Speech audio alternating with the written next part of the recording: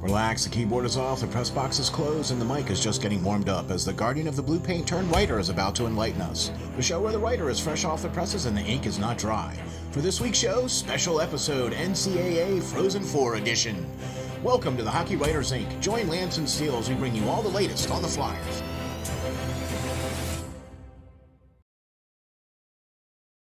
Hi guys, welcome back to another edition of the Hockey Writers Inc. As always, I'm your host, Lance Green.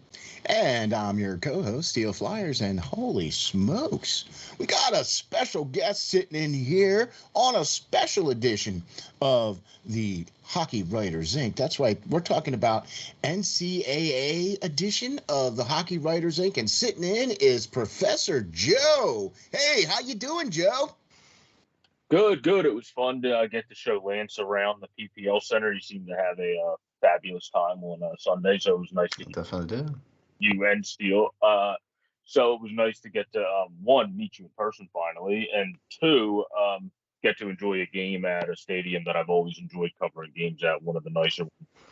And the newest one in our organization, but in the AHL. Yeah, for sure. So thank you, Joe, very much for hopping on here. We were very, very lucky to have Lance and Joe were both at the NCAA tournament, regional tournament at the Allentown PPL Center in Allentown. That's where the Phantoms play. And we would like to focus on that because this is that time now where we're talking about the Frozen Four. And a lot of these kids that aren't qualifying for the tournaments are now able to sign with their prospective draft teams. Okay? So a lot of the players that are playing right now in the NCAA have been drafted, and some of them are eligible for the draft this coming year. You know what I mean? So I want to zero in on that with this special edition of the Hockey Writers Inc. Lance, you wrote a couple of articles talking about some players and coaches to look at during the tournament. I know, Joe, you extensively cover the ECHL. You're the beat writer for the Reading Royals. You get to see a lot of this young talent firsthand. You get to cover it firsthand, so you have intimate knowledge about these guys. You know what I mean? And the fact that you got to be there to cover it. So that's really great. We're really excited to have you on, Joe. We're really excited to get this rolling. What did you think about the PPL Center there, Lance? I definitely enjoyed it. I hadn't been up before. Again, I mostly cover the Flyers games when I do get a chance to go up there. But I really enjoyed the PPL Center. It's amazing. It's one of the best, like Joe said, in the entire American Hockey League. Just a really neat experience and fun time for the family. NCAA treated us very well while we were covering the game, I believe. Even better sometimes than the Flyers do for me. So I liked it. I liked it a lot. NHL's going to step up their game, I think. I hear that the chicken parm was real good, right? It definitely was. It was steak on Friday. Lance missed the steak on Friday. Oh, man. I had to work. Darn job. Oh, well, the early bird gets the steak there, apparently. No, but all things considered, though, I mean, that's great that they took care of you guys, because it's not like that at a lot of other places. Do you know what I mean? And especially when you start getting into the lower leagues, because they don't have the kind of money that the big leagues have. Well, actually, that's technically no. The ECHL, we get a whole buffet meal before the game. Really? Yeah, they bring in from an area in Reading. The only time we don't is weekdays when there's like a makeup game, so they don't give there's no way to logistically do it. But otherwise, there's the sponsors around Reading. They send a meal over, and us and the players have a pregame meal. So, yeah, you actually get a whole pregame meal in the ECHL. Well, how about that? Well, all right. The wrong games. It's actually yeah, right. Yeah, we're covering the wrong teams, man. Why? We need to. we need to. Yeah, man. I think we need to make some adjustments here. But overall, though, the games now that were played. Okay. Joe, you got to be there for all 3 nights? Well, 2, because 2. Saturday was just a media day that I didn't go to because I was busy with Reading still. Okay. But there was no games on Saturday. There was just games Friday and Sunday? Yep. Okay. And you were at both games, and then Lance, you were there on Sunday? Correct. Okay. So talk to me about the games on Friday, Joe, that just give me a quick breakdown about what you got to see and any of the particular players that maybe stood out for you. Well, the guy, first of all, Seth from America International was extremely helpful. So I would like to thank him for the information he gave before the tournament. That was very helpful for the tournament. America International, I think, was as advertised. He told me that it was a team that was going to be very competitive. They have Eric Wang does a great job at pulling guys from Europe. That's why Jake and Evan Stella tend to curse at each other in Swedish, the two brothers, and he has no idea what they're saying, as Jake's trying to tell him to be better in Swedish curses. So, that was something he actually said in the press conference. That was pretty funny. But I think their team, they play a great structure. Eric Wang has been the igniter of that program because they never made it before that. Then they made it straight, and they would have been there but COVID. So they also have great things forming with Callahan's a junior, that's with Stella, but Linder and Kramer, who, according to Seth, that whole season was kind of their go-to pairing. Watching them live, number 8 and number 7, that's sophomore and freshman. So you're going to have those guys around for a while. So that's already a big cog of your defense. Evan Stella is a freshman. So it seems like they're going to be in a good spot. His brother Jake is going into his senior year. So he's somebody I would say to keep an eye on for at least ECHL recognition, if not AHL recognition, after his senior season. And then the one guy on the first line, he's a small kid, only 5'7", but Chris Theodore, number 26, definitely seemed like a good offensive talent. I would say probably because of size, he would start in the ECHL, but then if he does really well or work his way up, I don't agree with that whole crap size argument, and if you're good enough to get around it, but that is what it is. So I think just going off of the way reality is, he'll probably start at the ECHL and then work his way up. But they have a lot. They had a fun team to watch, and even that Calvaruso kid, the 5th year that stepped up for Kucharski, who was the Canes pick, that was really their starting goalie all season.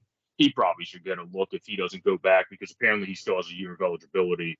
So if he doesn't go back, he should probably get a look at least by the AA ECHL level, if not the AHL, because of how he was just able to step in a high pressure situation and finish out the regular season sharp, and then be sharp in this tournament game as well, where none of those goals were really on him on Friday. They were all not even mistakes, just Michigan stacked. They were all just great plays by Michigan that they were just not able to stop. Okay. And then obviously, American International put up a pretty good game. 5-3. They came back in the third. That's the thing with Michigan; they have to play better in the third. But we'll probably get to that. But that's the story with Michigan.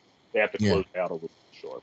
Yeah, no, but the fact that you're talking about American International, that says something about what that program is doing and what those players are doing and what they're capable of doing, and we'll probably be hearing about them for sure in the future. The next game then was the Sunday game then, which was the Michigan against. Or Saturday, we had St. Cloud got eliminated by Winnipeg. Okay, so Quinnipiac. Okay, that was the other Friday game.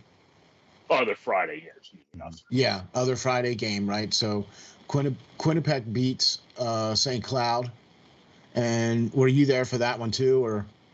Yeah, that was a game that really shouldn't have been as close. Like, St. Cloud played great in moments, but Quinnipiac took advantage. They were basically opportunists with that, where St. Cloud probably controlled more of the overall game, but it became 5-4 because Quinnipiac threw a puck in front of the net to Nolan Walker, and then he just sniped one over Peretz, who had no shot to save it because his defender just did the sin of hockey, which is throw the puck right in the slot to the other team.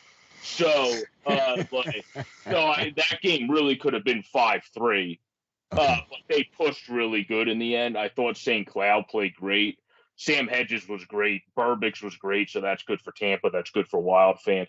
One guy that I think hopefully shows more promise next year because he was good in the regular season. He was kind of unnoticeable in the tournament. Is Vedi Medinin, the Toronto Maple Leafs prospect. He wasn't really that noticeable, so for Leafs fans, they would probably hope to see again a good regular season from him next year. But assuming St. Cloud gets back, a good tournament from him as well, because you want to see kids like that do good under the bright lights as well, and not just the Nolan Walkers, the Easton Brozinskis, or prospect Bryce's brother, Kupka, Fitzgerald, and Miller, who are all not draft picks, but experienced guys that are kind of part of the heart and soul cog of that team. You would like to see guys that did get drafted that are team's top prospect do well in the tournament too. But he's only a sophomore, so I'm not worried about it. But you would make him be a little bit more noticeable. Just because I thought Pert was noticeable more than him, and Pert's a freshman defenseman that the Wild drafted. So that's just to kind of put it in perspective. Wow, there you go. Okay, so 2 really good games there on Friday, and then Sunday. Lance, you were there for the Michigan and the Quantipak game, yes? Yeah, definitely. Definitely a great game for the finals. Definitely the 2 teams that I wanted to see there come Sunday. And reason for it, total opposites. I believe when you look at Michigan, like Joe said, they're stacked. Yeah. They have 7 first-round draft picks, NHL teams playing on the roster right now, and next season is only going to get even better for them if everybody stays. Probably 1 or 2 might leave. Owen Power doesn't need to stay. He's ready to go to Buffalo and stuff like that. Yeah, he was #1 draft pick last year for Buffalo. So yeah. But I mean, next season, you got Seamus Casey going there from Team USA. You got Adam Vitale from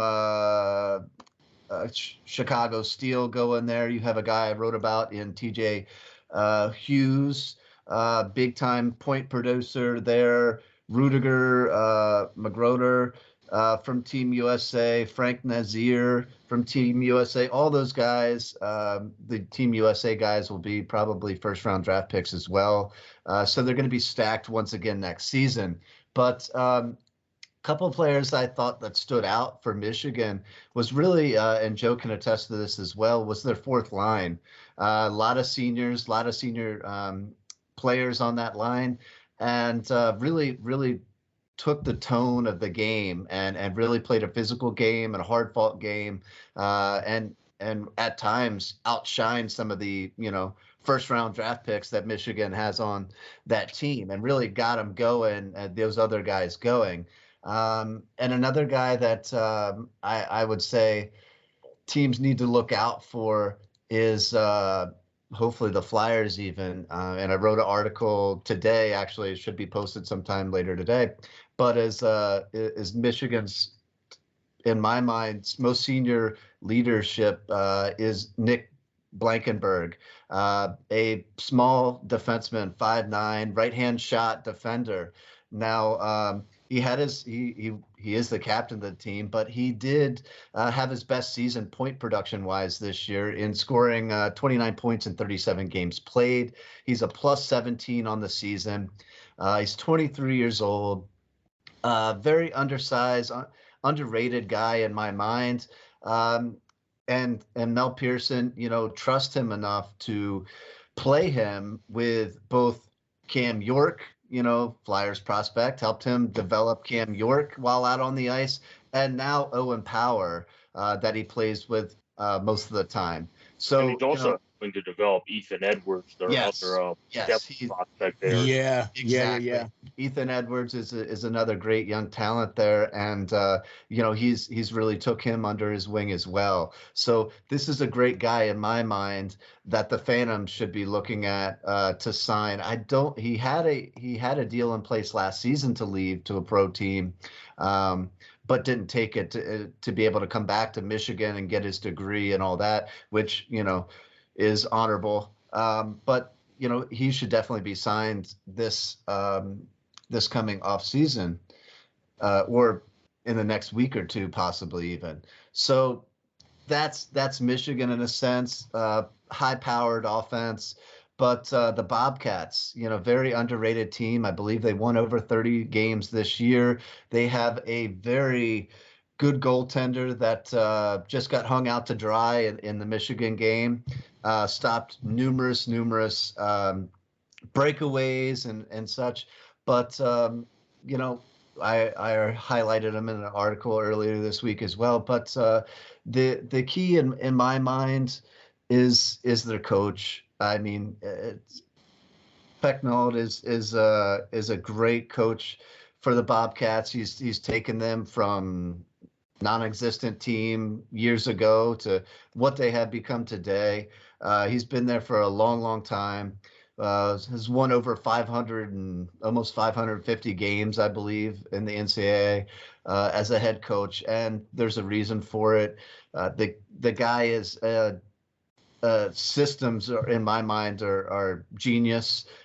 He doesn't get the big name draws that Michigan does. He doesn't have the top facilities, and the big boosters behind him, but he's able to bring in some great defensively minded kids who play the game the right way, finish their checks, get back and play a 200-foot game. And, it really goes through the whole roster. Not a single person on this team this season was a minus player for him. And that's saying a lot in my mind as a goaltender. Yeah. And, a guy who the Flyers could possibly look to sign as well as other teams is Zach Mezza, a defenseman, 5'9", another diminutive forward. But he's a right-hand shot. But he led the Bobcats this season with 37 points in 42 games, and he was a plus 38 on the season. Jeez. He's a big reason why this team did so well, and he was an assistant captain this year. So a lot of great young players to be had. He's 23 as well, but he's played the last 4 seasons there now a senior. Can be signed as well. So that's a name to look for in the upcoming days to be signed for sure. Awesome. So it sounds like go ahead, Joe. I would say they have a lot of guys because their whole first line was seniors. Lombardi, Giovanni, and even who were catalysts the entire, not just the regular season, but the tournament, where I would say all 3 of them, if they want to continue. Now, obviously, with guys that start lower level, sometimes they would rather just do other. If all 3 want to continue their hockey career, I would think they should have an opportunity to do so with how well they were able to play in this tournament. And then Metz is the guy that, like Lance, would likely be signed now, but somebody to definitely look out for with how good he was in the regular season. And when I asked Ram Pecknold the question, he agreed that he looked even better in the tournament. Jaden Lee. Jaden Lee's only a junior, but he's going on senior year. Now, somebody could fool him this year and say, hey, do you want to play in the pros already? We think you're ready. We don't think you need you. Yeah. And then you have that Nick Blankenberg decision of wanting to go back and graduate to play with someone.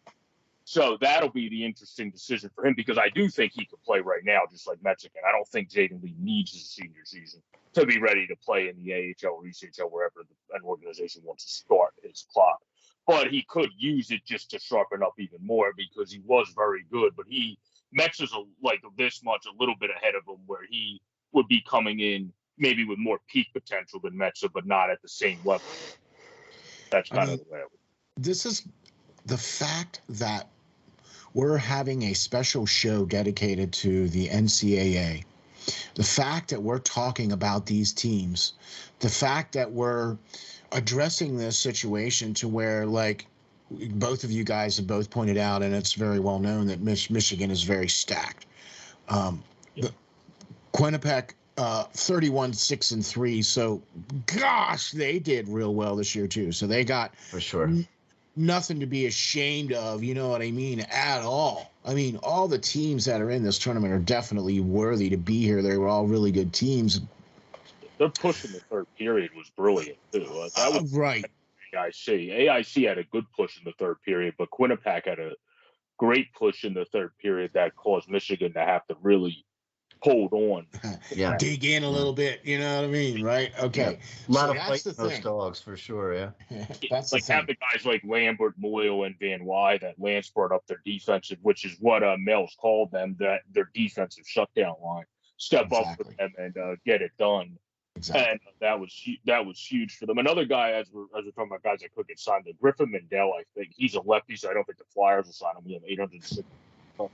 But another team could have interest in Griffin Mandel as a defenseman, I would think. He could fit in. He was a leader of that team. So he would seem, he was a graduate, so I would assume he's going to move on now. So it would make sense. And then Peretz is the bigger goalie, but we saw Rand Pecknold's vote of confidence in how good he thinks St. Cyr is. He's only 5'8", so baller goalie. But Pecknold, I never took Rand Pecknold to be a guy just to say stuff.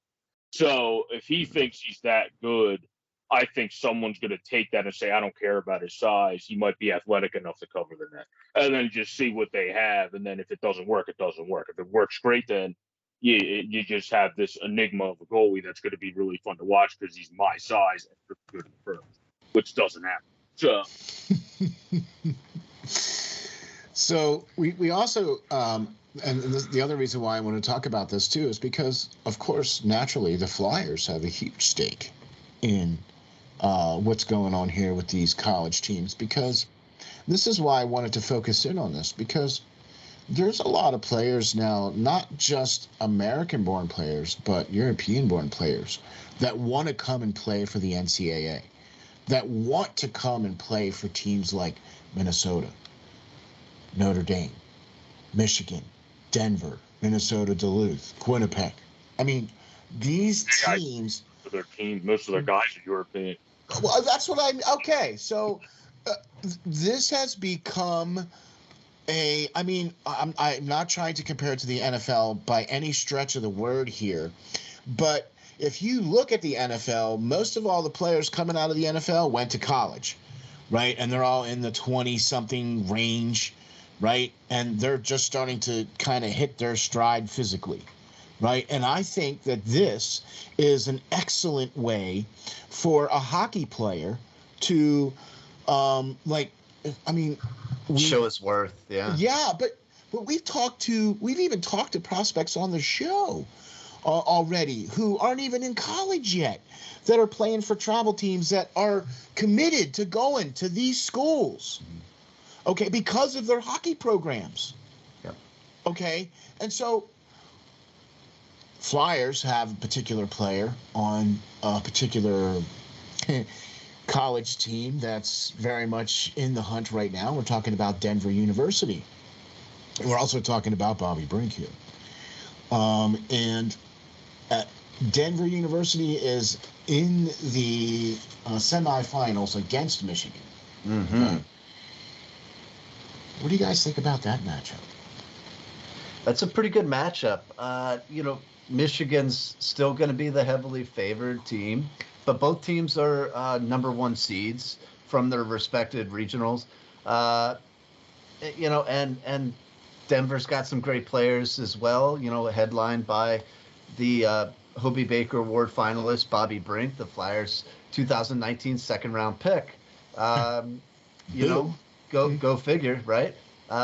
This season, he has 14 goals, 42 assists, and 56 points in 39 games. He's a plus 26.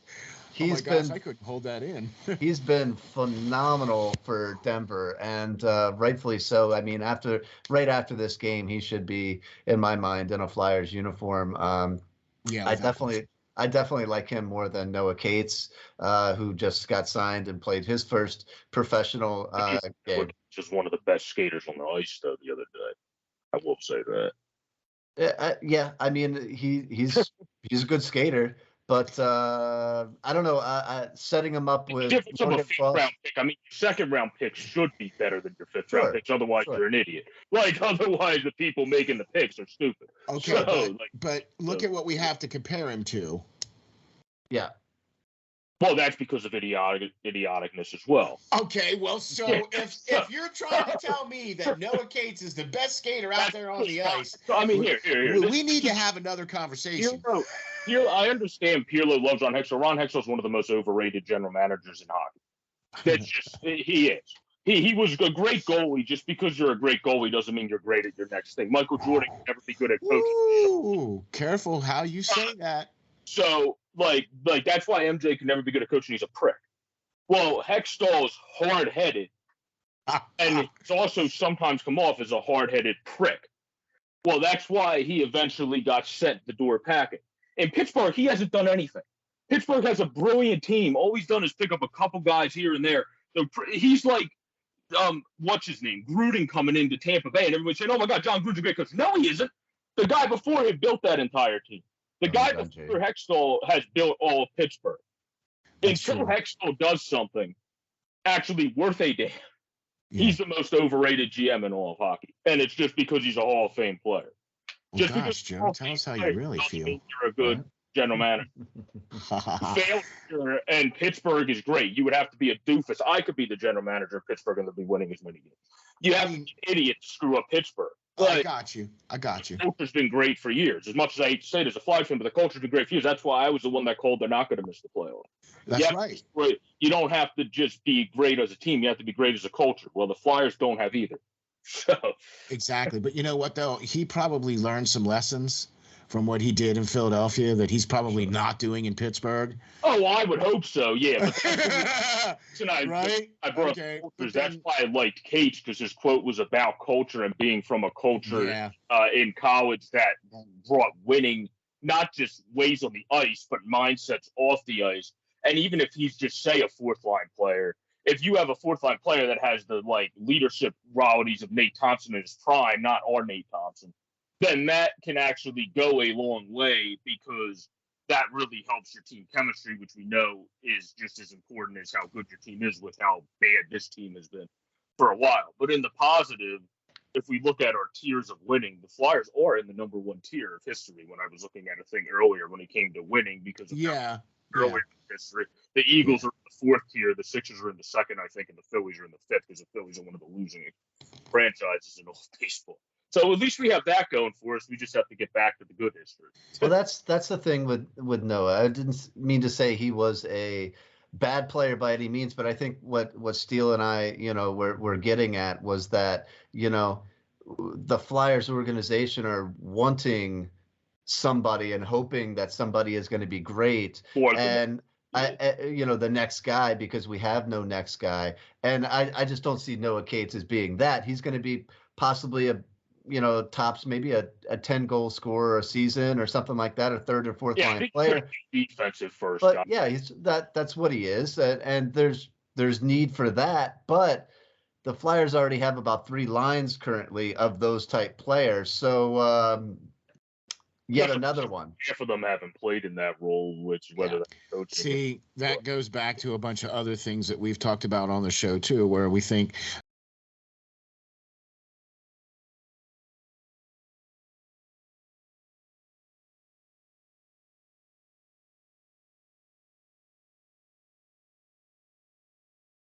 it's not just the culture, but it's also the entire management system and how they develop players and how they bring players up through systems and things of that nature that has to change for the Flyers. Yeah. And, look, we really jumped off on a tangent here because all we did was start talking about Bobby Brink. Right. And we know the talent that this young man can bring to this team. He is possibly that next tier level talent that could come into Philadelphia. It's like it's Giroux 2, because he's the same size. He just plays a slightly different game. But we could call it Giroux. I would say Briere 2, but we can call it. All right, Briere 2, right? Yeah, either way. Okay, you put skates on him and he's 5'11". Okay, right? So, but does he have the touch? Yeah. Does he have the scoring capability? Yes. Does he have the playmaking capability? Yes. Okay. Is he going to be that next face to hang from the Wells Fargo Center? I don't think he's going to be that. I think he's going to be slotting in, maybe developing to be a 15 to 20 goal scorer in the NHL. Hopefully, he proves me wrong and he's going to be more. But I think he's a very elusive player. I think he can disappear at times on the ice. He plays to his size well, and he can reappear right in front of the goal mouth with behind the defense and somehow be there to smack home a rebound or whatever like that. He's played very well for Denver, and he's ready for this next chapter of turning pro as soon as Michigan knocks him off, or they go to the championship game and play either Minnesota or Minnesota State. So either way, I'm excited to see this semifinal matchup. Definitely some great players to be had, and even after that, on the other side as well, as far as free agents go, with both Minnesota and Minnesota State, who both have players that the Flyers should be looking at after this championships get finished. Yeah, I mean, like I said, there's a lot of great players right now that are playing in the NCAA. I think this Denver and Michigan matchup is going to be probably one of the top ones. And then we got the next one, which is Minnesota versus Minnesota State. Shows you how state of Minnesota is with hockey. Right. Okay. So there's 3 teams in from Minnesota. I was just going to say, yeah, they have the Minnesota Duluth as well, too. Yeah. So some great players there.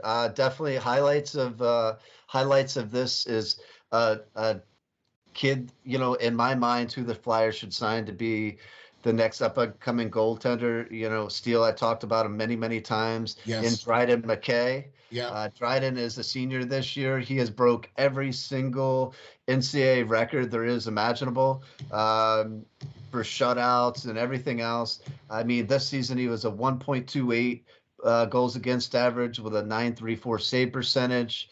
He had 37 wins this year by himself. Last season, he had 10 shutouts. The season before that, he had 10 shutouts on the year. He's 24 years old now, and he in my mind, could immediately step in and be a backup goaltender in the NHL, come next week. If a team so needed him to. I really think the Flyers need to sign him. I really think that it's going to be hard given Russia's, impact in the world right now to get Fedotov over right now and out of the country, as good as he is. And then Jake Livingstone, defenseman, big time defenseman for Minnesota State, 6'3", 205 pounds, right hand shot. Is a plus 25 on the season this year, has 30 points in 42 games.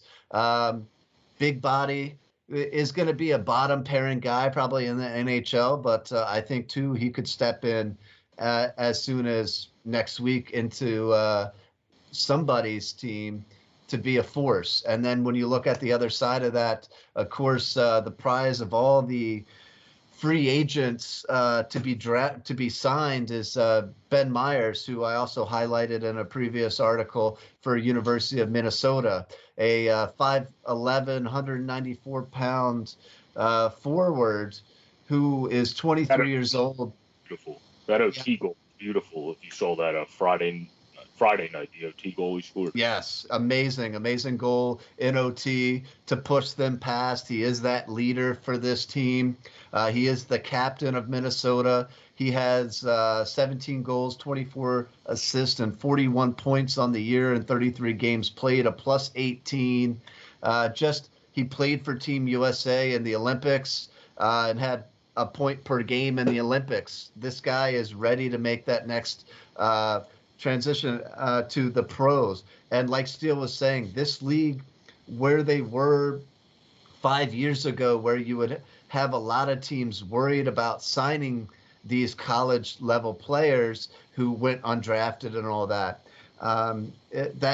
that fear of bust candidate is going away because the NCAA is drawing in more players from the other parts of the world coming in to make this league better. It's not just a bunch of diminutive forwards and guys that didn't get drafted that are going to play anymore. Yes, it still has that, but a lot of these guys are very, very talented players. And in my mind, they play in a league, even if they are diminutive in size and everything, like Bobby Brink and all these guys we just talked about. The NCAA, in my mind, is a lot more physical game than the NHL. So if they can survive playing in the NCAA, they can definitely survive in the NHL. They should just probably steer away from, Chara or something like that. But Tom Wilson. Tom Wilson's of the world. But if they can survive down there in the NCAA, they can definitely compete in the NHL level if their talent is there, like Brinks is. Yeah. I'm happy Lane also, because I completely agree with that point. The way the NHL is getting, that's why I think the whole size argument nowadays is just push league and people just trying to find something stick.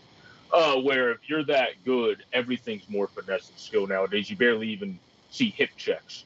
Like that hit by Tom Wilson in center ice yesterday, everybody was reacting to like crazy when it was a clean hit. So how many hip checks or open ice checks did we see on Sunday, Joe? Like it was a lot. They were getting physical definitely as the game went on. Yeah, and you even see it more like that's not really the point I want to make is kind of what you said, where the NCAA has got better. Hockey, I think, as a whole, each level by domino effect because of coaches like Eric Lang and Pecknell being able to pull guys from everywhere, and Michigan now, even the bigger schools recognizing European talent sometimes. It's starting to just ingratiate the league with better talent as a whole, and then that's how the ECHL then has had better talent in the last 10 years. And you see, like the last 5 years, the amount of people that made the NHL to the ECHL, the percentage numbers have skyrocketed from before the early years of the league. So you see a domino effect everywhere. The AHL is the same thing. Undrafted guys that go to the AHL and then make the NHL, the percentages are going up. So because you're starting to just see more talent as a whole, and just as a positive note, that's what's great for the sport, because you're not just having American kids say, like it's been forever, oh, I want to go to American college after the juniors and progress that way if I'm not somebody recognized out of juniors and don't have to go to school. Where now you're getting guys from Europe saying, well, instead of playing in the SHL or the Czech League or whatever, I'll just go to America where I might not be playing in a quote-unquote men's league per se in terms of a pro league, but I'm playing in America already in a league that's got better each year in college, so I'm going to be right in front of the scouts' eyeballs as I'm playing, compared to having to have somebody fly to Europe and talk to European scouts and get their information that way. Exactly. And having all of those great players and all of that pool of talent all here in the United States has been another thing too, I think, that has opened a lot of the eyes, and I think we've started to see that too now, where the last, say, 5 years, where professional teams now are starting to draft kids out of the NCAA because they see how, I mean, the coaching levels at that level are, I mean, phenomenal coaching.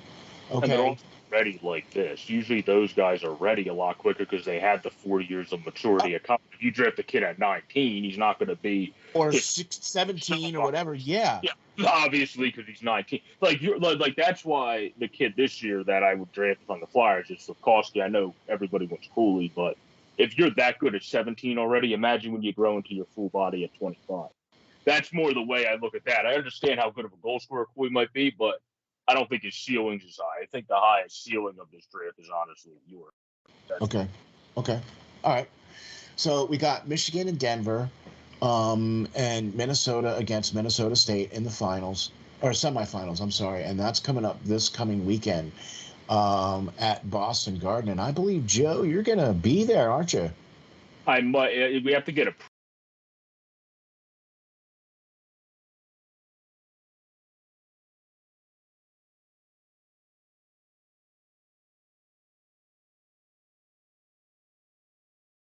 approved if we go to that, but I so far I haven't got approved because they have to have the spacing, like I said. So I probably will end up just doing Royal stuff, and then if I can do that remotely because they have remote media stuff also. Oh, okay.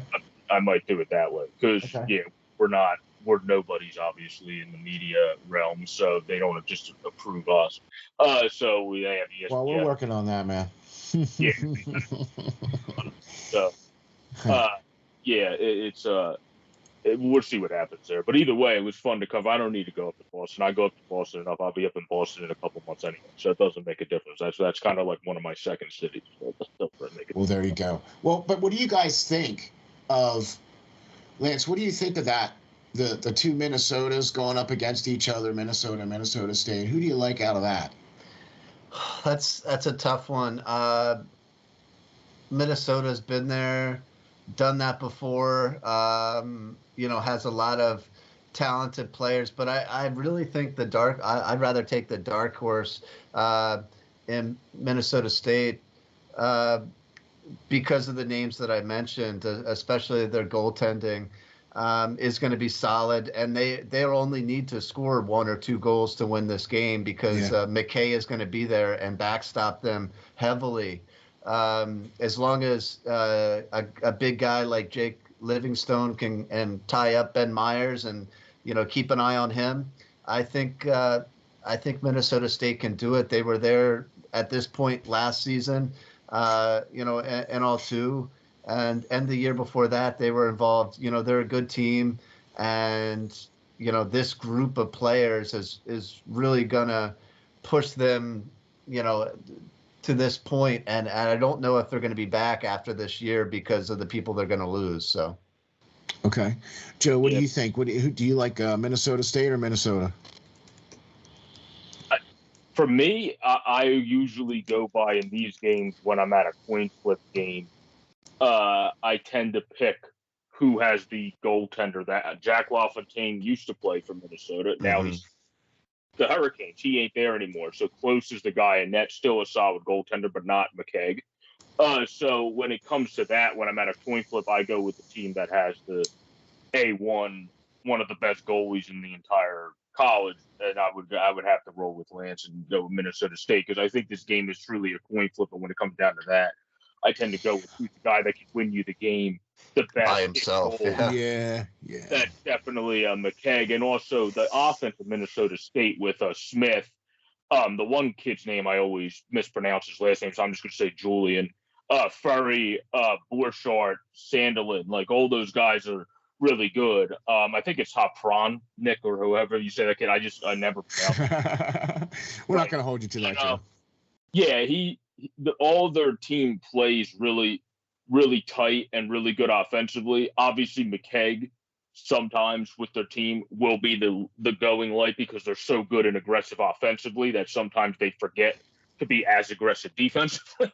But that just happens with teams that are pushing the ante because you're going to be more tired. And I don't see it as a lack of effort by Minnesota State. I see it more as just the style they play. Sometimes you're going to beat gaps on defense because you spend it all on offense. They can afford to be wide open. Yeah, they can afford to be wide open at times because they have the goaltending to back them up. So see, that's why you can play that uber aggressive style. You don't see goaltending playing uber aggressive offensive styles like that. You have to have the goaltending of a Mckay, or if you're Michigan, Portillo, and guys like that, Peretz, if you're Quinnipiac. They don't play that style, but they could if they wanted to because of the goaltender. Exactly.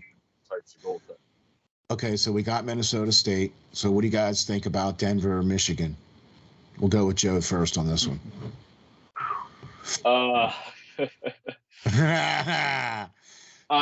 This is a coin flipper too, ain't it?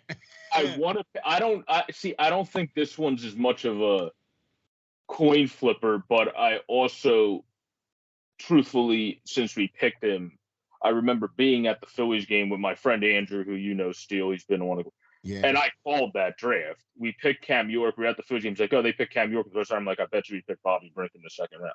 Yeah. And like 45 minutes later, he's like, yeah, we picked the guy you said we picked. Yeah. Mm-hmm.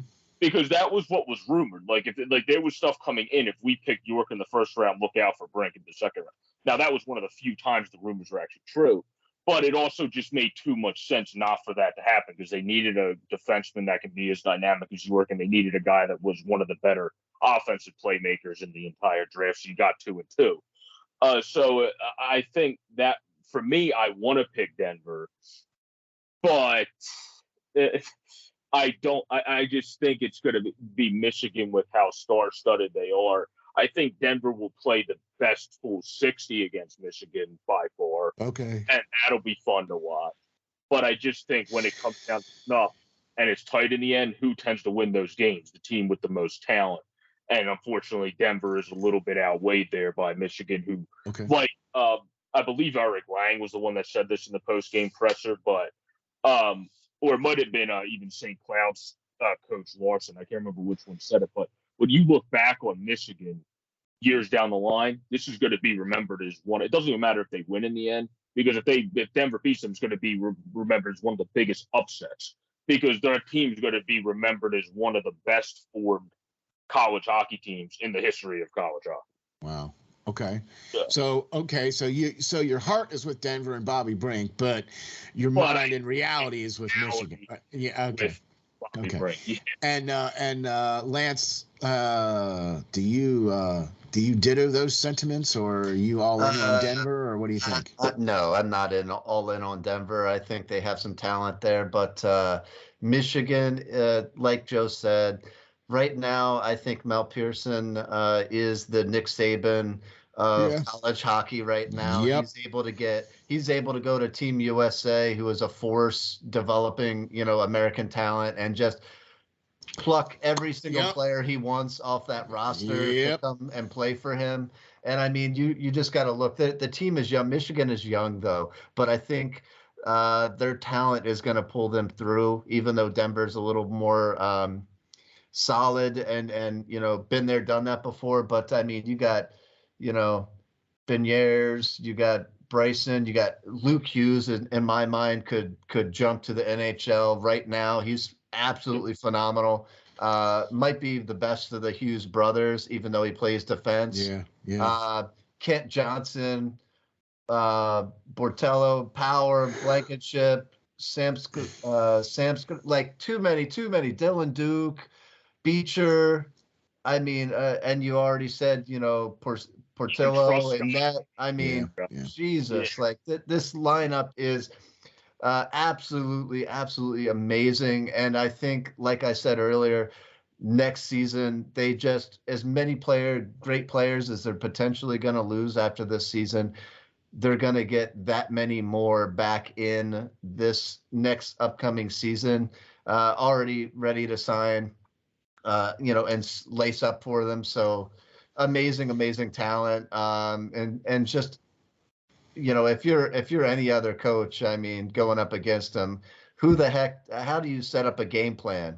Like, we got to watch this player and this one and this one and this guy over here. Forgot about this guy. You just have to set up an all-encompassing. Your game plan just has to be, this is what we're doing today. If it works, it works. If it doesn't, it doesn't. Because you can't game plan. Yeah, you can't. Two freshmen, like we were talking about. Also, Beecher, like I agree that I think he needs to progress more as a former first-round pick. But at the same time, I don't think he would be a third-line center if he wasn't on Michigan. Like if he was playing for Quinnipiac, I don't think he would be their third-line center. Basically, so to speak, where you have Thomas Bordelot and Matty Beniers, I'm not putting Johnny Beecher above either of them. So it's nothing really against Johnny Beecher. It's more, these guys are just more skilled than you. You're more maybe structured, but you're not as skilled as these two. So it's just kind of the nature of the beast, so to speak.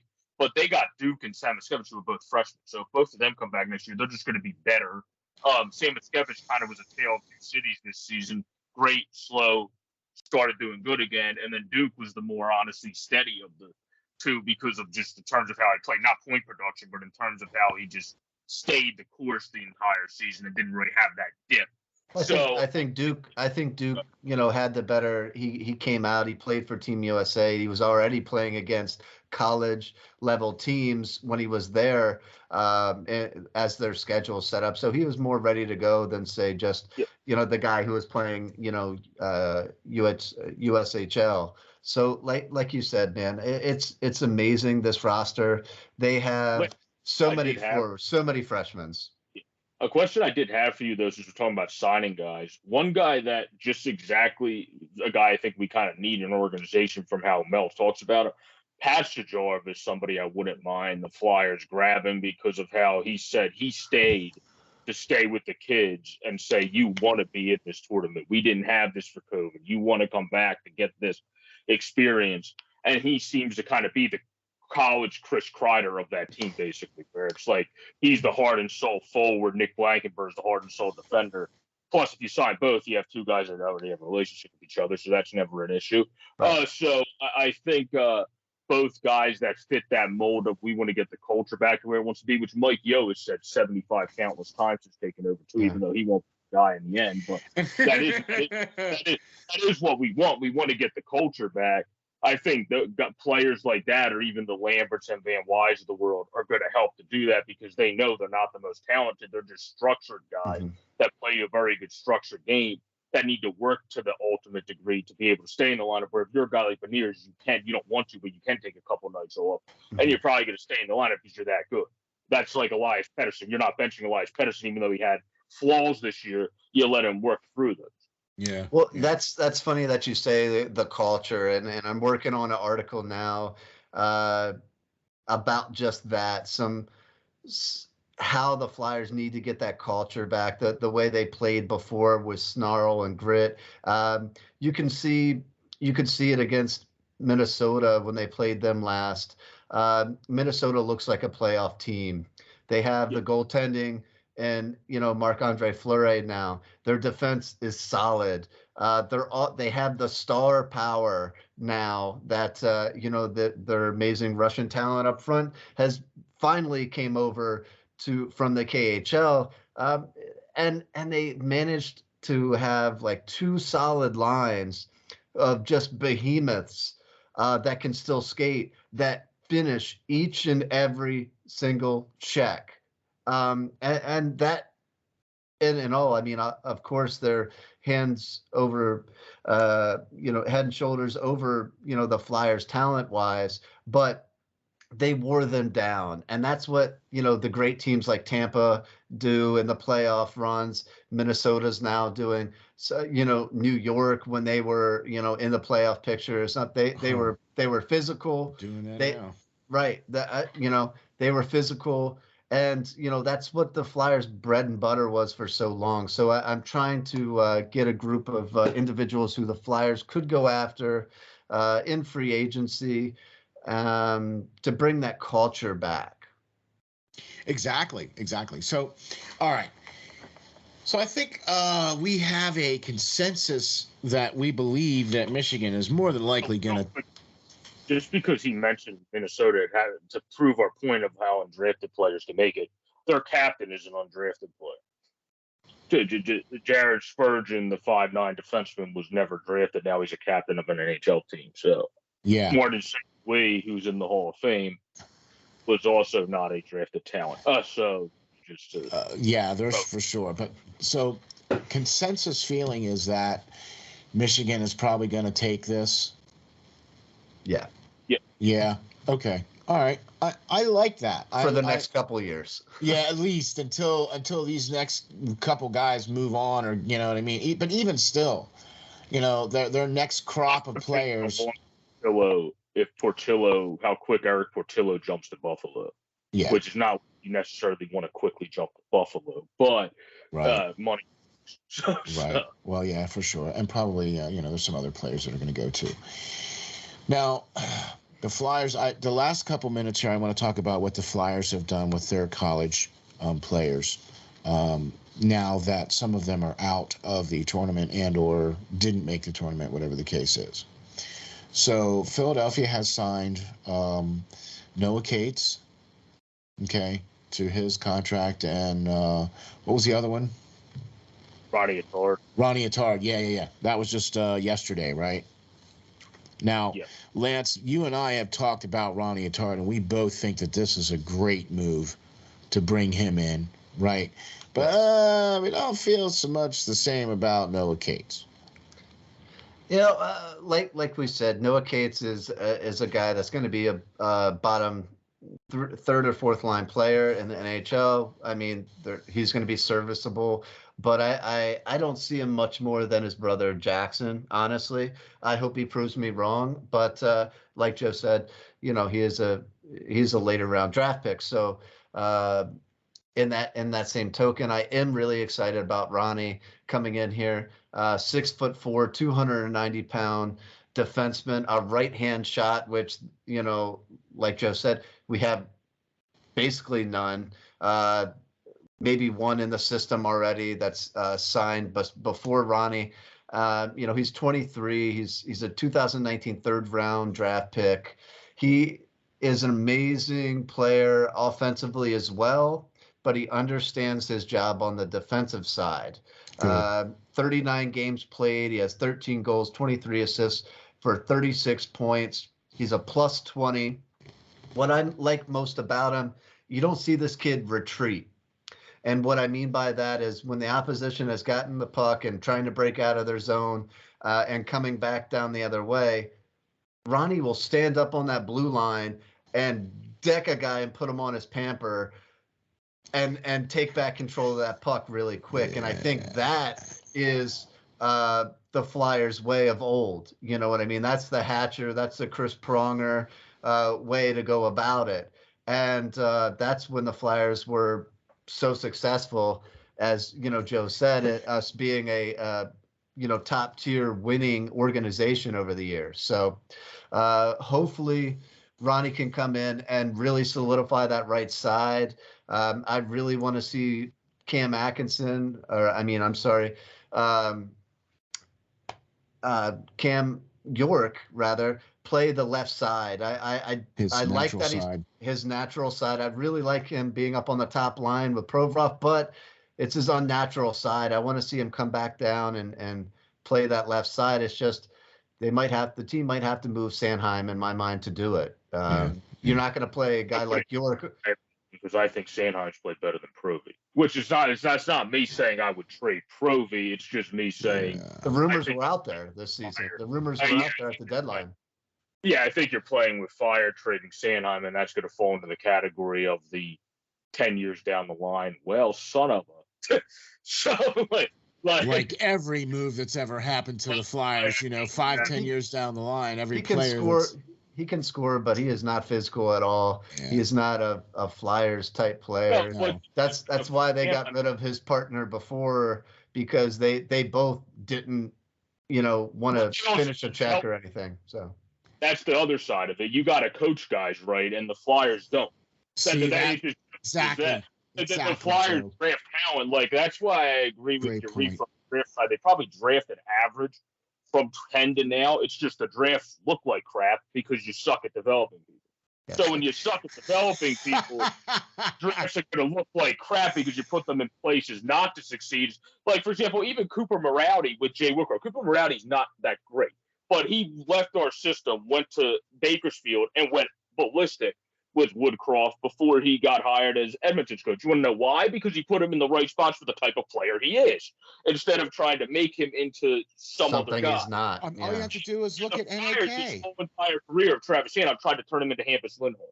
Yeah. Where Travis Sanheim isn't him. The whole thing he should be is what he's doing now, being the offensive jump up on the play. He never was the biggest. He has size, but he never was that physical.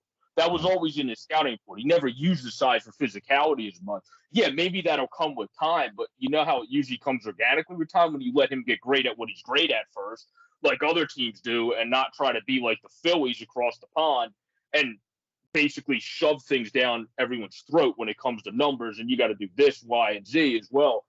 Because that's why the Flyers, hopefully now with Briere and everything, we've seen, like you said, Lan, the development staff and everybody there. Hopefully it's starting to change the tide, because this team works backwards. Like, they never let anybody get great at what they're great at first before they try to make them into 1,700. Gosh, and that's why they think they're better at developing the Hodges and Wilmans of the world than they are, and even maybe Manel that we brought in, because they don't have the past track record as much to go off of. So they're just kind of seeing them like Manel does from the AHL, but he doesn't have the whopping scouting report of, oh my God, this dude is a whopping talent. Yeah. And then you want to turn him into something he's not, so he's even a better talent like Frost. Exactly. Frost should have never been talked about as we want to turn him into a 100-foot player. He should have been moved to the wing 3 years ago. Like that's the thing. Like, I don't care if he thinks he can play center. That doesn't matter. As an organization, you need to tell somebody what you think they're going to be best at. And Morgan Frost clearly is not going to make it in the NHL as a center. So you've got to move him to the wing. And then when you move him to the wing, I think he actually could make it because he's not as strong on the puck. But on the wing, if you're just good with your hands, you can be a successful winger. You don't need much rhythm. I could name about 150 wingers in my life that suck defensively. So where center, you don't necessarily want to have that. You can have it. Reyes just got good defense 2 years ago, and he's still not that good. But so like you can have it, but typically with centers, you would like them to be better defense. For me, Tate should be a center because he's very good defensively. To me, I think he's better than Jackson because Jackson gets lost, I think, more than Noah. Noah's a more zoned-in player, I think, on the ice. The reason I think Jackson's undrafted and Noah being drafted is Noah sees the game better than most, where Jackson is just a very structured guy, like I talked about, structured players. So I feel like that's what makes him very good defensively. That's why I think, like, they're trying to move Fairby to center, do it right away so it doesn't screw him up, because when the Flyers wait, it never works. Move him to center now and move Frost to the wing with Tippett and let Tate be the center because he's so good defensively than Morgan. I think that's what they should do and let the defensive juggernaut be the guy playing center, but the offensive guy that's supposed to be an offensive juggernaut be the guy playing wing, which just makes more logical sense when you talk to anybody in hockey, unless if you look at the Flyers. Unless if you're Danny Pierre and those guys are hired. Pro Joe in rare form this morning. Whoa, man, what is in that apple juice you're drinking, buddy? Holy smokes. Well, listen, I think we narrowed it down. I think we all agree that Michigan is probably going to be the team for the NCAA.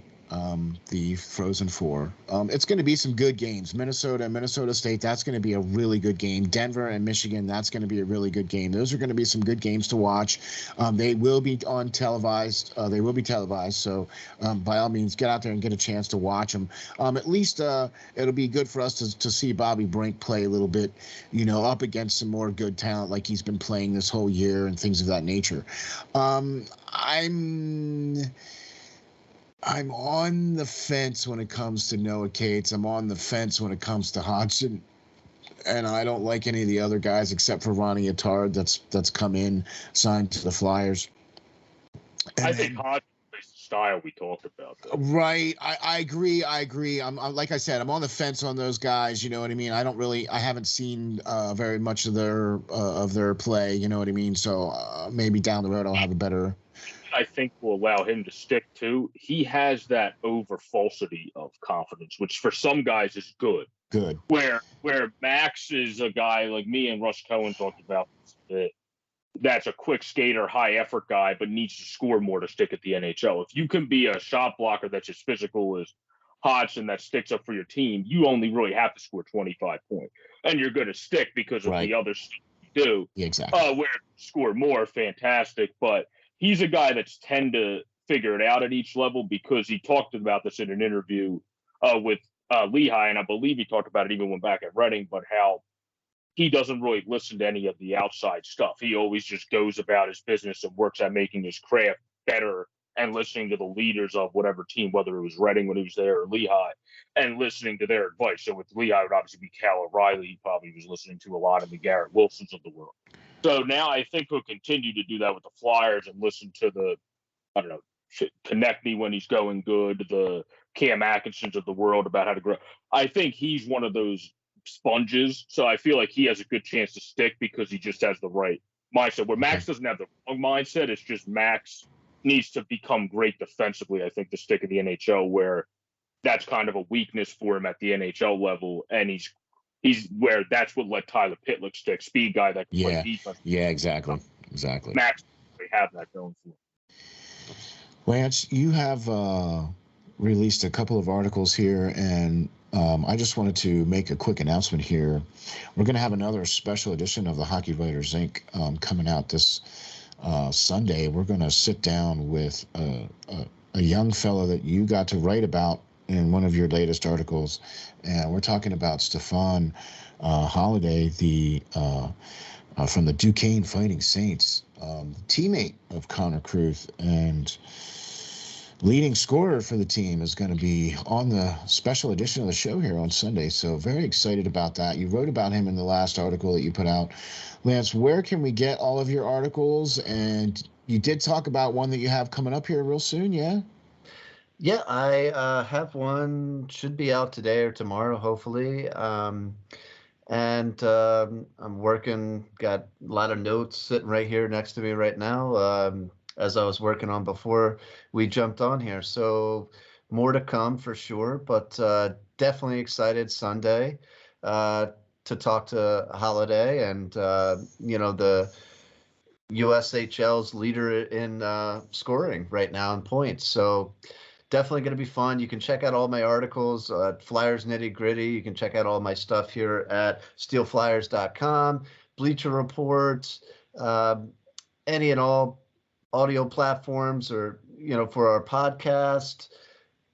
Great times to come. I am so excited for this weekend to hurry up. I never say that, but so I can get to talk to Steven.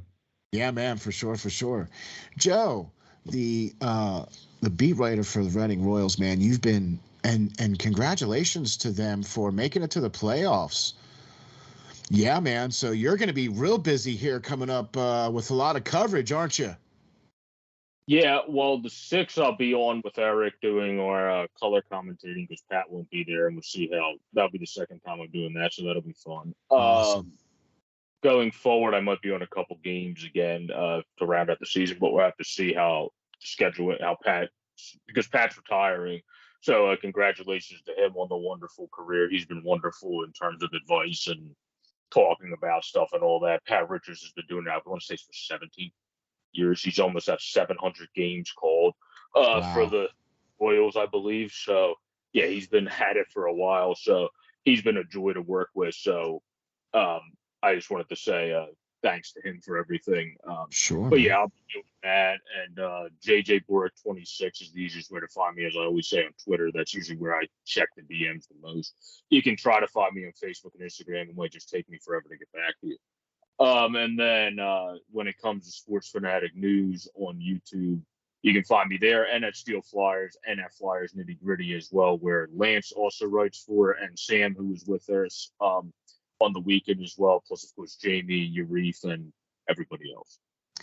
Yeah, man, for sure. We always do a special salute to the Flyers Nitty Gritty group for all of their support from the Hockey Writers Inc. So that's the big Hockey Writers Inc. Salute for the support from Flyers Nitty Gritty. Thank you guys for all of your support and helping us and getting us on the site and everything. So really much appreciate that. Look forward to the games coming up here this coming weekend here for the NCAA. You got the semifinals on Friday and then the finals on Sunday.